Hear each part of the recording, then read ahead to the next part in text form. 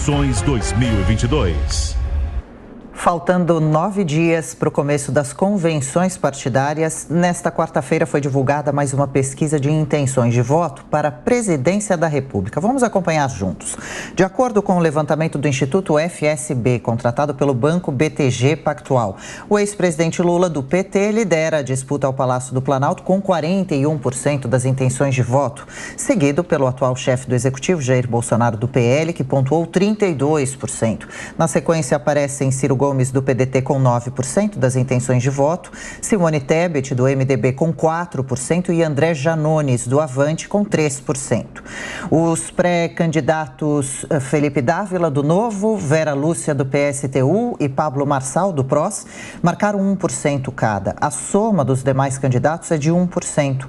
4% dos entrevistados disseram que, se as eleições fossem hoje, não votariam em nenhum, enquanto 2% afirmaram que votariam em branco ou nulo.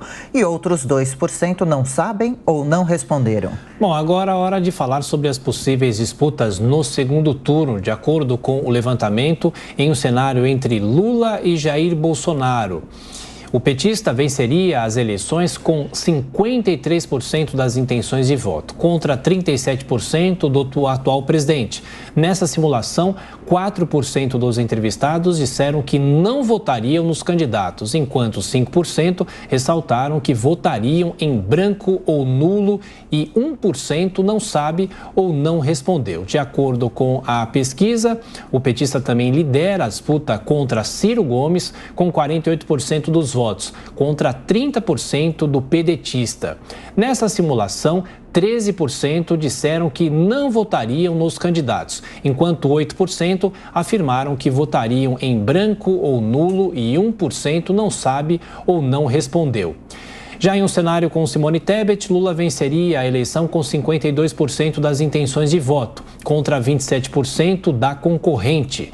12% dos entrevistados disseram que não votariam, 7% afirmaram que votariam em branco ou nulo e 2% não sabem ou não responderam. E já em uma possível disputa entre Bolsonaro e Ciro, o pedetista venceria com 48% dos votos contra 38% do atual presidente.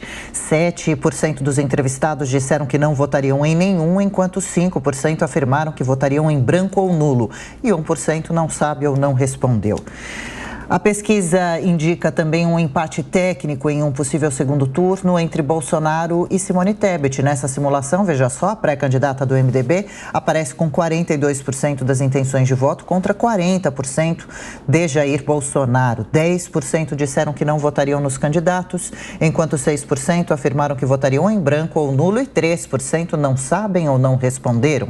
Olha, para a pesquisa, 2.000 eleitores foram entrevistados entre os dias 8 e 10 de julho. A margem de erro é de 2 pontos percentuais para mais ou para menos e o intervalo de confiança é de 95%. O levantamento está registrado no Tribunal Superior Eleitoral sob o protocolo BR-92-92/2022. Falando mais sobre essa pesquisa, agora os nossos comentaristas. Nesta terça-feira, Diogo Schelp e também o Roberto Mota. Diogo, começando por você. E, inclusive, há uma cristalização dos votos dos polos, Lula e Jair Bolsonaro, enquanto os outros praticamente com poucos pontos, né, Diogo? Bem-vindo.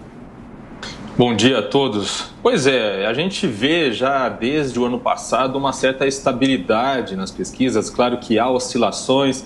O presidente Jair Bolsonaro, em muitas pesquisas, teve uma melhora, ainda que pequena, em relação aos outros candidatos. E a gente percebe o seguinte, há um discurso junto à base de apoiadores do presidente de que as pesquisas não valem nada, de que elas seriam manipuladas ou que não é possível confiar nelas. No entanto, o movimento da base aliada do presidente, dos assessores, da campanha do presidente Jair Bolsonaro nos últimos tempos, nas últimas semanas, tem indicado que eles estão sim preocupados com esses indicadores das pesquisas. Essa diferença aí, que dependendo da pesquisa, entre Lula e Bolsonaro está em torno de 10 pontos percentuais. É uma diferença muito grande, tanto no primeiro turno quanto no segundo turno. Por isso, essa preocupação essa semana de aprovar o mais rápido possível a PEC das bondades, também chamado de PEC de compra de votos, porque é uma PEC que dá auxílio para as pessoas mais necessitadas, mas apenas até o fim do ano, auxílios de 6 meses, né, calculados aí para fazer efeito nos poucos meses que faltam ainda para a eleição do primeiro turno. Roberto Mota, como avalia os últimos números da pesquisa FSB-BTG para a presidência da República neste ano? Bom dia, Adriana. Bom dia, Tiago. Bom dia, Diogo. Bom dia a toda a nossa audiência.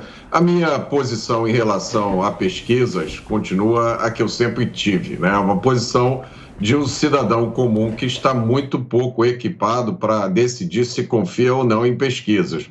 A única base que eu tenho para tomar essa decisão é o passado dessas pesquisas. Eu me lembro dos resultados das pesquisas em 2018, eu me lembro de pesquisas garantindo que era quase certa a vitória de Haddad, né? Teve uma manchete famosa do matemático que calculou em 99,4% a chance de Haddad ser presidente da República, baseado justamente em uma análise das pesquisas que tinham sido feitas até aquele ponto. Eu continuo fazendo a minha sugestão, que eu já fiz antes, de que os institutos de pesquisa precisavam ter um rating, uma nota, que avaliasse como foi o desempenho deles no passado.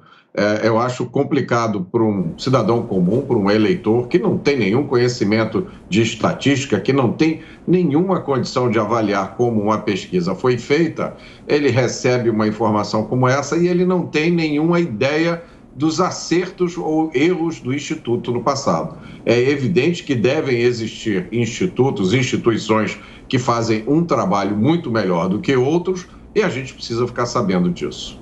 Ô, Schelp, em relação à terceira via, Simone Tebet com 4% é um índice muito inexpressivo ainda, mas quando começar a campanha efetivamente, ela pode se tornar mais conhecida? Qual é o potencial dela crescer com essa cristalização dos polos? De fato, ela começou com menos do que isso, não foi um aumento significativo, mas a campanha, como você bem disse, ainda não começou a todo vapor. A gente vai ter um momento em que a presença de Simone Tebet nas propagandas, principalmente propagandas de TV e rádio, será bem mais intensa. Ela é um nome ainda pouco conhecido, ao contrário do presidente Jair Bolsonaro e do ex-presidente Lula, que são bastante conhecidos pela população e pelos eleitores. Simone Tebet ainda tem aí um potencial de conhecimento, ou seja, um potencial de se fazer conhecida por mais gente e talvez, quiçá, dependendo da qualidade da campanha e das propostas que ela vem apresentar, também crescer nas pesquisas. Mas quando a gente observa os números, a gente tem que reconhecer que é muito difícil, a não ser que aconteça um fato que faça com que algum dos dois candidatos que estão na dianteira caiam muito nas pesquisas, é muito difícil imaginar uma recuperação a ponto de que ela ou mesmo Ciro Gomes consigam chegar no segundo turno. Mas isso não é impossível, a gente precisa lembrar que quem decide isso mesmo são os eleitores no dia da eleição. Qual deve ser o papel da terceira via nas eleições deste ano, em Mota? E para quem devem ir os votos depois distribuídos possivelmente no segundo turno? A gente espera da terceira via coisas diferentes, né? Foi assim que a terceira via se colocou no cenário eleitoral. Nem Lula, nem Bolsonaro. Mas então, o quê? É uma pergunta que o eleitor continua fazendo, porque se os eleitores do Jair Bolsonaro são a favor da privatização, acreditam numa economia mais liberal, e os eleitores do Lula acreditam na estatização num Estado interventor, em que devem acreditar os eleitores da terceira via? Essa é uma pergunta que não foi respondida ainda. Então, a terceira via, nesse sentido, está mais ou menos na mesma posição, né? A Simone Tebet, do André Janones, do Pablo Marçal, do Luiz Felipe Dávila, todos eles são ainda desconhecidos da maioria do público, todos eles têm, do ponto de vista matemático, um potencial de crescimento muito grande, mas eu, como eleitor, ainda fico esperando ideias novas, propostas diferentes. Ainda tem tempo delas surgirem. Vamos ver.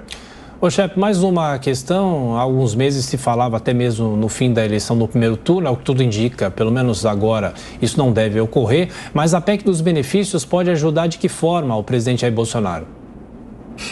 Pois é, a gente sabe, como a gente viu a diferença grande aí de 10 pontos percentuais em média, dependendo da pesquisa, obviamente é uma diferença muito significativa para que ele consiga reverter esse quadro no primeiro turno.